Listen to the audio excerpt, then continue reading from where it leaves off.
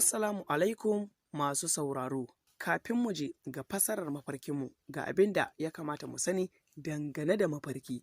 Kamar yadda ya zo a cikin hadisi, shi mafarki bushara ne ga mutane, wato hanya ce da Allah ke nuna wa mutane abin da zai faru a nan gaba ko kuma wanda ya wuce. Shi kuma mafarki ba kowanne ke da fasara ba, akwai wanda yake bushara daga Allah subhanahu wata'ala, akwai na abin da rai ke so, kuma akwai wanda shaiɗan ke sanyawa, amma duka mutum ba zai iya gane ma'anar abin da mafarki ke nufi ba sai in ya duba fassara. To sauraro, wannan ne abin da ya kamata mu sani kafin mu je ga fassarar mafarkinmu. Yanzu mu je ga fassarar mafarkinmu.